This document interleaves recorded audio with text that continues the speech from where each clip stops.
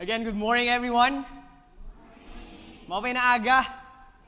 Ay, marampak magwaray. My name is Edwin. I'm not a guest here. It's always good to be back here in Tacloban. I'm one of the campus missionaries here in Leyte, but I'm assigned now at Victory Ormoc. But as I continue, I would like also to introduce my wife. My loving wife. Wow, my picture. All right. That's Jonah, my wife. We just kinasala kami last October 22, and I wanted to take this opportunity to thank the church because as in grabe yung support and even the prayer, not just on the wedding, but even for the people who prayed for us nung mga single pa kami. So, yun. Yan lang. So, commending my beautiful. Nakikinikilig. So, by the way, Pastor Kicks is not here with us today because he's invited to preach at Every Nation Hong Kong and Macau. So, nandun na yesterday, sa Every Nation campus sila, and today he'll be preaching on their Sunday service. So, ayun, as I continue, I would like to update lang what's happening na in Victory Ormoc. Ayun, thank you for praying with us. So, we had now our outreaches. The outreaches are meant to really preach the gospel. What we usually do, ano yung activity na pwede naming iserve yung school? We had our Brigada Eskwela, we had our Level Up. We are doing the Level Up also here in Tacloban, and also Gear Up. That is to orient or even inform or even seminar for first year students to know their purpose, how to handle pressures, and of course, their identity in Christ. And at the end, it's really sharing the gospel. And with those outreaches that we have, discipleship are happening. These kids, these students, or even the people, the teachers are being shared with the Word of God, taught by the Word of God, and they are actively attending our campus day next. Our prayer meeting, this one, the first picture is our prayer meeting composed of most of them. Students, diba? So they are so active, and also with our prayer walks and campus day. We have also our Sunday gathering, which is, we called it Discipleship Sunday. And then we have also a small kids church. Hey. So thank you for the support of our kids church here in Tacloban, for all the materials, for all the things na napaybado na gihatag. So thank you, Victory Tacloban, for always supporting Victory Ormoc. And if you have friends, relatives, or you wanted to connect with us, we are meeting at Ia Lodge every Sunday at 10:30 a.m. And also, we have our campus days. Ito kasi siya, ina-announce lang namin siya kasi once a month namin siya lang ginagawa. So, kung ano yung, the usual dates are every last Friday of the month. So, yun lang for the update for Victory Ormoc. Alright, ready na kayo sa word? Ready na. Sure kayo? Sure. Because we will be talking about the hard sayings. These are the hard teachings of Jesus Christ, wherein ako mismo personally, I wish hindi na lang Lord. Diba? Kasi lisod kayo. Ay, bisema na. Makuri hinduro. Marampa. Makuri hinduro ang mga pulong na git-teach ni Jesus Christ. So, we will be talking about that, but then it's really important to know what's beyond those hard teachings for us to really appreciate it. Diba? For us to really even enjoy this journey of faith. So, today we'll be talking about hating your family. What? Hating your family. May picture ako dyan ng aking tatay at saka ng nanay. Pag-i-flash. Ito yung parents ko, proud. Proud akong anak ng aking mga magulang. And then they raised me up. I shared this during our wedding na they are not perfect parents, and so do I. but their imperfections made them a perfect parent for me to accomplish the purposes of God in my life. And that's our parents. And here in the Philippines, and even in Asia, di ba, makita natin, sobrang, we value family, right? Right? Yes. So, ano man yun, sobrang known tayo sa strong family ties. Yung mga clans natin, nagmi-meet every year, nag-Christmas together, no, malapit ng Pasko. Ano yung mga i-gift na natin sa mga pamangkin natin, mga parents natin, nag-iisip na tayo. And also in our decisions in life, our families played a great role sa mga estudyante, anong course ang kukunin, saan mag-aaral, sa mga decisions, even titas and titos, biglang, ikaw muna yung share responsibility, ikaw muna mag-alaga sa umangkon nimo, di ba? So, here, we really value family. And even in the Bible, Israelites, they value family. Here in Asia, we value family. But here, sa teaching na to, parang ang hirap naman to na sinabi ni Jesus na hate your family. Lisod makaayo. But yeah, let's prepare our hearts, to receive what God has in store for us with this teaching. So, with that, may I invite everyone to just stand as we read the Bible with reverence and respect. We'll be reading from the book of Luke, chapter 14, verses 26 to 27. It says here, "If anyone comes to me and does not hate his own father and mother and wife and children and brothers and sisters, yes, and even his own life, he cannot be my disciple. Whoever does not bear his own cross and come after me cannot be my disciple." Let us pray. Heavenly Father, we thank you, God, for your very word. I pray, God, that even as we listen from you, we ask you to prepare our hearts and mind. Lord, this is so hard to swallow, to learn, but we believe, Lord God, Holy Spirit, you are the one who will allow us to understand and even apply your very word. Bless the preaching of your word. In Jesus' name we pray. Amen and amen. Pwede na tayong umupo? Puro ko ba? Puro ko yung feet. So, here in the verse that we've read, it's really hard, but giving you the context of it is, siyempre, before this 26, may 25. Diba? In verse 25 kasi, there's a great crowd following Jesus, accompanying Him. Kung asa si Jesus, adto sila.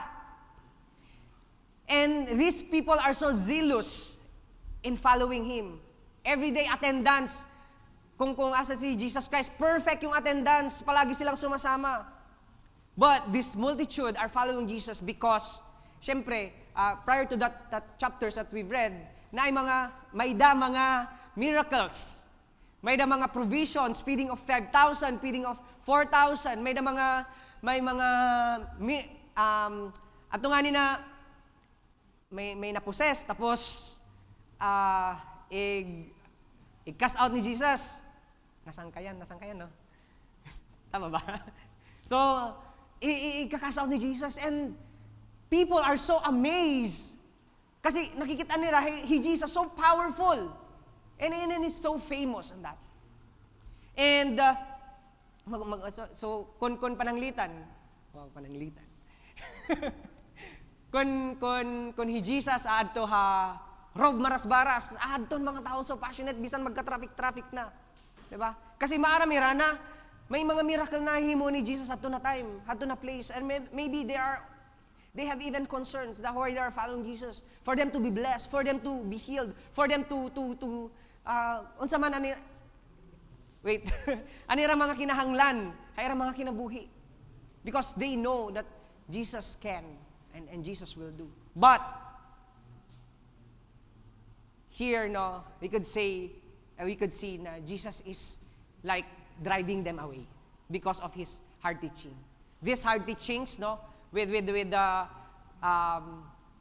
preaching last week by Pastor Kicks. Those hard teachings, no, made people walk away from Jesus. Parang parang irony man niya.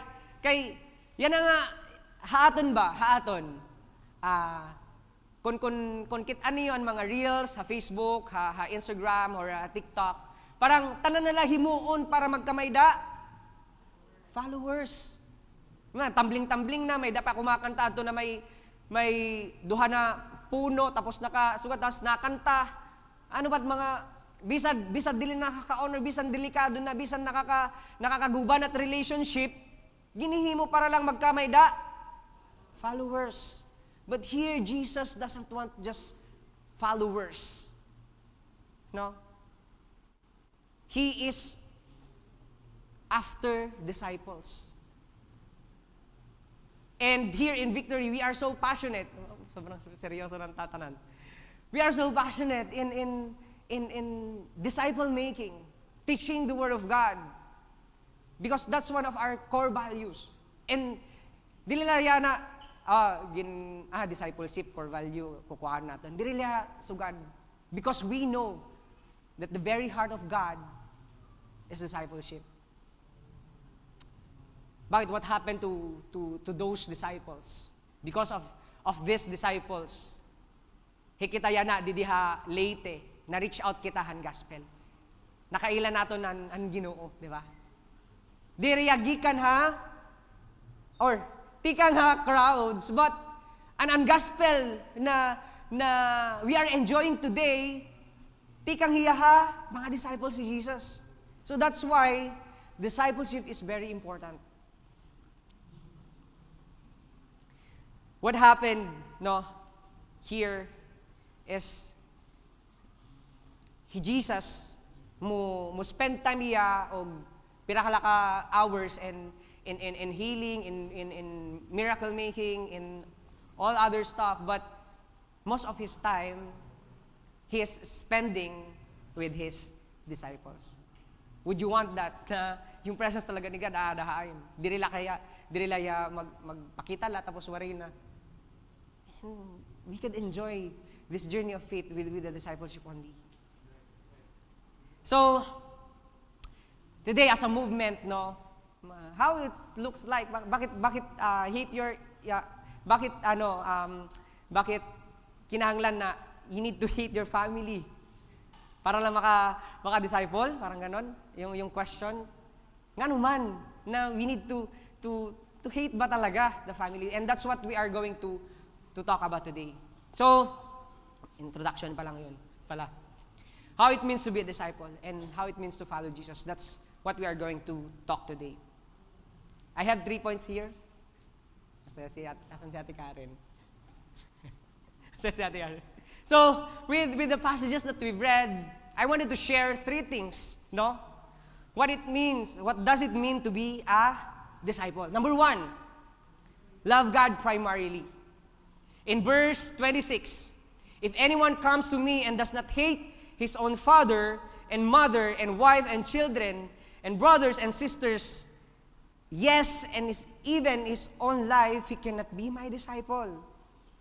In a parallel verse found in Matthew, it says here, whoever loves father or mother more than me is not worthy of me, and whoever loves son and daughter more than me is not worthy of me. So, do we need to really hate the family? But here, I wanted to explain that, anong figure of speech ang ginamit dito? Mamaya na lang i-search, iniisip ko, ano kaya ang figure of speech? Is it hyperbole? Joke sa mga English may. So, here, no, Jesus means here na diriya literal na hate your family. When Jesus made this statement, he was actually challenging the crowds to choose and love God more than anyone else. And Jesus is clear, no, haya pagsulti na here no kasi eto ang pag-love mo ha Ginoo kuno is kinahanglan above all else, and it must be like a superlative na kung i-compare mo hiya ha love mo ha himo mama ha imo papa murag wait lang murag parang yung itsura niya is parang hating na your loved ones. Yun yung that's the comparison of it. Na this is how we ought to love God. It's above and beyond all else. Na siya yung pinapriority natin. Siya yung inuuna natin sa buhay natin. Diba? Kasi the Bible is also clear, no? Na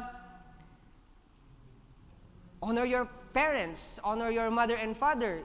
In fact, nandun pa sa Ten Commandments, no? And it has a promise. In Ephesians, no? Honor your father and mother. Also, may mga passages in Ephesians na love your wives, wives submit to your husband. Father, do not parang wag mong i-traumatize yung mga anak mo, parang it shows how to love those people na we should love. But here no in this passage, it's just telling us na we should love God above all else, and that it means to be a disciple. If truly no na si God or if truly we are so disciple, God will be our Lord and Master. That means our devotion to Him take precedence over any relationship or person, including our family, sa mga husband, including our wives, sa mga anak, sa parents natin, mga anak. Pangalawa lang tayo dapat sa pagmamahal. And in addition, if we truly love God, of course it will be reflected in how we are dispensing love to these people, because we know na these people that God placed in our lives, syempre mahal din sila ng Panginoon. Alam naman, nakakita ka ng isang godly man na mahal na mahal ang Panginoon. Sinasabi niyang mahal ang Panginoon, pero sa bahay, he's not honoring their parents. For students, ginsugo na maghugas ng pinggan, nagdabog-dabog. Are we showing love to those people na God placed us in our lives? To the husband, so sabihin natin, we're so sold out sa ministry, and yet going home, may makikita ka bang love niya si God, pero he's disrespecting his wife or children sa balay? Wala, di ba? So, if we truly love Jesus, it will reflect on how we love the people around us, the people that God has entrusted us to be with. Hindi natin pinili man. God chose those people. Especially as children, hindi natin pinili ang ating mga magulang, di ba? Because God has placed them in that family. So, how to be a disciple? It's not literally hating the family, but it's really placing God above all else. Loving God primarily, and that's what it means to be a disciple. Next, how to be a disciple, we can see here that we need to carry our cross daily. Carry your cross daily. What does it mean here? I would like to read from verse 27. Whoever does not bear his own cross and come after me cannot be my disciple. And in Luke 9:23, it says there, and he said to all, if anyone would come after me, let him deny himself and take up his cross daily and follow me. Here, we are talking about cross. Cross today, this is parang an object of hope. Pag nakakita tayo ng cross, di ba? It's kind of religious, or it reminds us of what Jesus Christ did on that cross, that you are loved. No? It gives us faith. Makikita natin, or pag nakita ng cross, we are thinking about church, we are thinking about Jesus. And here in our generation today, even non-Christians, if they see cross, they parang ginagawa nilang pang fashion, pang art, yung cross. But on that time, no, it's totally different. On that time, carrying a cross it will always lead into death. Parang mamamatay ka na kapag nakakita ka ng cross. Papatayin ka or mamamatay ka. And no one carried a cross for fun. Alasan ko nga niya din na cross, magkukuha na ko. Or magbubutang nga niya akong cross na kwintas na dagko. Para fashion, tapos magrampa-rampa ako. Dili sugad ato na time. The first hearers of Jesus did not need an explanation of the cross. They knew that it was unrelenting instrument of torture, death, and humiliation. And that cross is the most shameful kind. No? And if someone took up his cross, no, hindi na siya bumabalik. Katakot siya. But why Jesus is telling his disciples, is telling to the crowd, you cannot be my disciple if you will not carry your cross. Carrying your cross a day, it means to die to ourselves. Die in our own pride, die in our bitterness, die in our own unforgiveness, die to our sins. Things that are not honoring to God. What are those? Die to our unbelief. That's what it means, carrying your cross. Doing the right thing, even you're pressured in your office. Even everybody's doing cheating in your classroom. Carrying your cross is you are standing with your integrity for those students. Diba? That's carrying our cross. Sacrificing our lives also for Jesus. How can we serve God? At times, no? Being a disciple at times is just for convenience for some Christians. Na pinafollow nila si Jesus kasi convenient. Wala silang problema or on the other hand, kasi kailangan nila si God. But we are thinking na I am gonna follow God kasi ano't may dadida. Diba? Pupunta sila sa church kasi with the thinking na ano't akon makukuha, ano't aton makakarawat ngadto. Na para akon. But then here, no, in carrying our cross, is we are saying na, Lord, how can I give back the glory and honor that belongs to you? How can I serve you? How can I serve my brothers and sisters?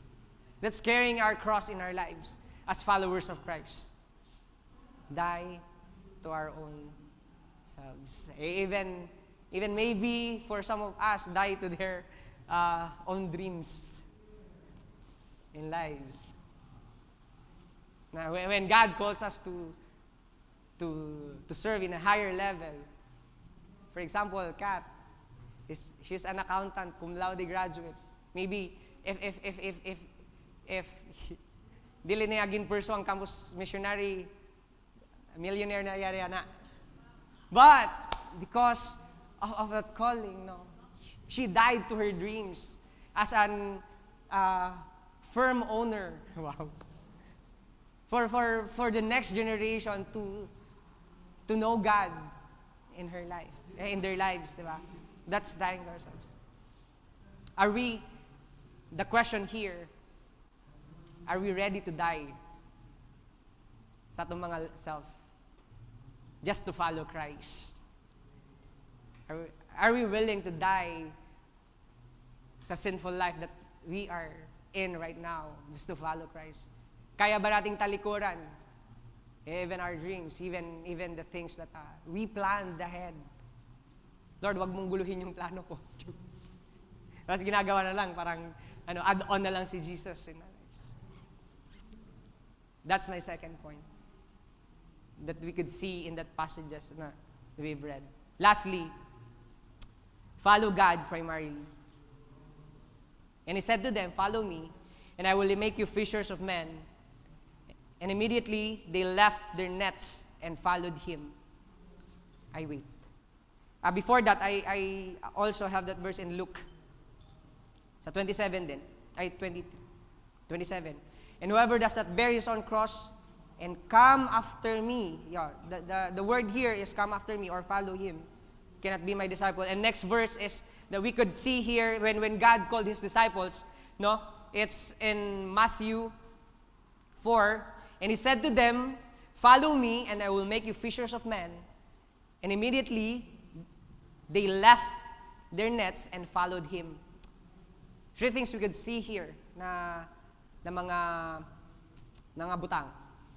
There's an element of time, effort, and resources. No, as these disciples followed Jesus, no, they immediately did it. When God called them na be my disciple, hindi sila nag-delay. Mamaya na lang, mag-rest muna ko, Lord. Kay, gikan pa ko sa baybay, kay lisod kayo mag-fishing, pagod ako. But here, no, they left immediately. They did something. No, we could see the effort, no, their determined attempt to follow him, na hindi siya heart-hearted na mag-follow kay Jesus immediately.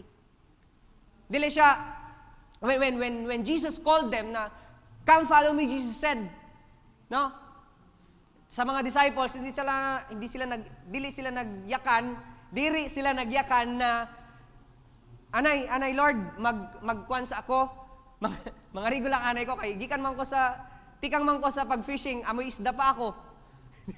Hindi na sila nag-isip ng kung ano pa man na makapagpapadelay ng pag-follow nila kay Christ.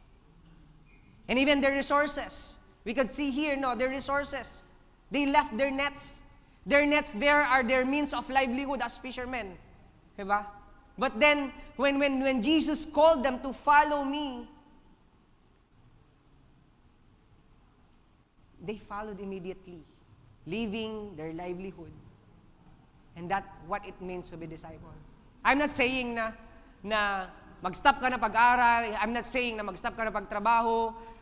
But what I'm saying is, what is that one thing in your life that hinders you in following Christ? Maybe God is asking you time to spend with Him in reading His Word. Maybe God wanted you to stop immediately from your TikTok, from your social media for you to be with Him. Or maybe you could save more to just attend Sunday service for students, save for your fare coming here or attending a campus night, di ba? Palakpakan naman yung mga estudyante nag-campus night. Ang dami nila guys na naka-receive ng word. And I believe these students, will get discipled. Even and some of them started, right, Kat? Some of them are started. Some of them not yet. But we believe that these students will go through discipleship also. No? The world is telling us, i-follow mo siya, or follow your heart, or follow mo Nina, vlogger, kasi damot imo tutunan nga to. But here in Victory, we are saying, follow Jesus. Follow Jesus. The question is, what are you following right now? Mga vlogger talaga? Or, mga good speakers? As I end, the best way to enjoy our journey with God is when we become His disciples.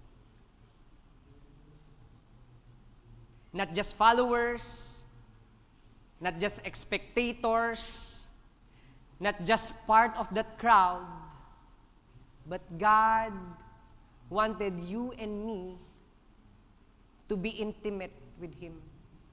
Hindi ka lang yung nakaganon sa crowd. Hindi ka lang yung sumisilip, nakikipagsiksikan. Gusto niya, makasama ka niya. And mafe-feel mo yung presence niya. Because when you're part of that crowd, layo man ang ginuhai mo. The question is, mafe-feel mo ba niya presence? Mafe-feel mo ba yung who He is in your life if you're just distant from Him? No, we cannot. And the best way, for us to be intimate with Him is to go for the discipleship. Maybe some of you would question, how naman, Kuya Ed? How? Paano? Paano naman? Here, we have tools. We have avenues. We have one-to-one. What is one-to-one? It is a 7-lesson personal discipleship guide to facilitate conversation to jumpstart someone's walk with God. Kinsa dire wala pa pag wait. Waray pa pakawantuan didi. Kung ikaw waray pa, ask someone, ask the one who invited you here, or just ask one of the leaders here. We could jumpstart this journey of discipleship with you guys. Also, you can join a victory group. Ulit-ulit na lang Kuya Ed. Ulit-ulit na lang mga ka-CM. Ulit-ulit na lang yung pastor na nag-iina kanini. But, because we believe, guys, that this is the best way for us to be more intimate with God.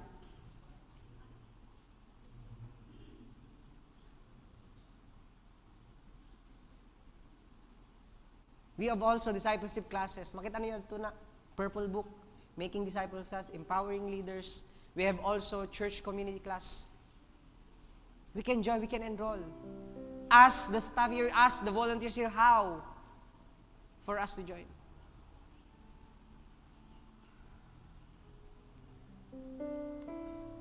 Again,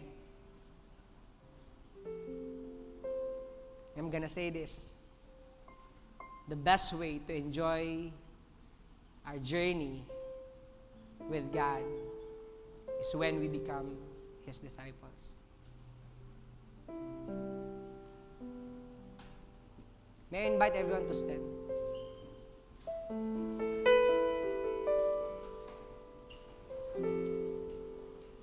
How to be a disciple? Love God primarily, carry your cross daily, and follow God primarily.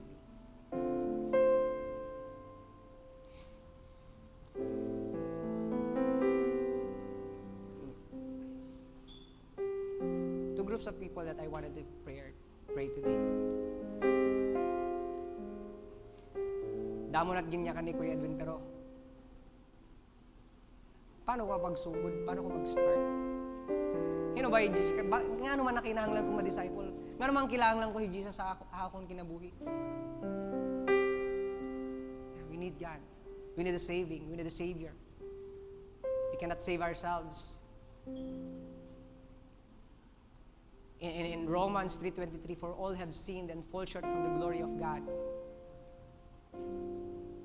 That's the main reason why we were separated from God. Why we cannot have our discipleship journey? Because we are lost. We are sinners. How to start it? It says in Romans 6:23, for the wages of sin is death, but the gift of God is eternal life through Christ our Lord.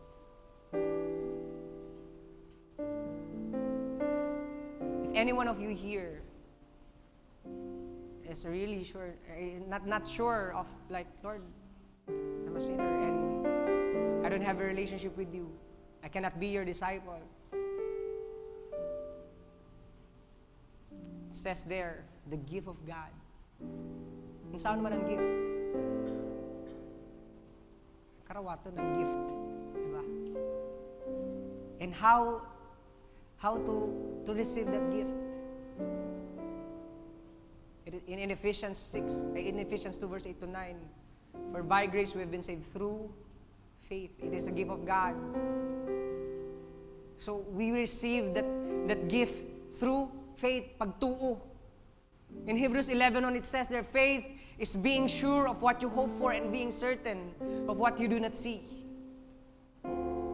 Lord, I didn't see na you died for me on that cross. I didn't see that you rose again, but it says in the Bible it is. So today, I'm going to receive you as my Lord and Savior. If that's you, with all eyes closed and heads bowed, can you raise your hands? And we will pray this prayer with you. Just follow me. This is between you and God.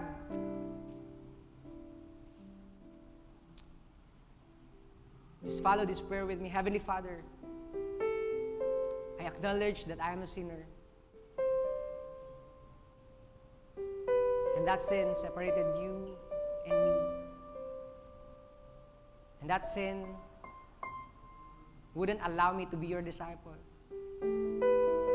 But today, Lord, I'm going to make a decision by faith. I wanted to receive that gift of eternal life, God, so I can be with you. I can have that relationship with you, and I can be your disciple, God. Today, I'm accepting it. And thank you, God. Help me to live according to your will. In Jesus' name I pray. Amen, amen. You can put down your hands now. Another group of people now I want to do prayer. Maybe you've been attending, you've been just showing up every Sunday, and today you've learned that discipleship is important. Knowing God is important. Loving God is important. Following God is important because this is the only way that we can really enjoy Him as a Christians. Most of the Christians today now is like, nawala na. Because they didn't enjoy His presence. And discipleship will really help us to really enjoy this journey of faith. Let's raise our hands as we commit to discipleship. Lord, I wanted to love you more above else. Lord, I wanted to carry my cross daily, God. I wanted to follow you. It helped me, God. Lord, a lot of temptations are out there. Pulling me away. Huwag ka nang pumunta dyan. Huwag ka nang mag-victory group. Huwag ka nang magpa-1-to-1. Busy ka. Wala kang time. Maybe that's the world is telling us right now. But Lord, our prayer is that give us wisdom to pursue discipleship, to pursue you, God, in our lives, to love you above all else, God, to follow you immediately, God. No more delay. Lord, we repent that, Lord, at times we're just, Lord, parang we are just taking you for granted by not, Lord, parang taking our relationship seriously. Lord, we repent. And God, today I'm gonna commit to love you, to carry my cross, and to follow you, God, all the days of my life. Thank you, God. We honor you. In Jesus' name we pray. Amen and amen. All right. Before we go, may I pray this prayer of benediction. May the Lord bless you and keep you. May the Lord make His face upon you and lift His countenance.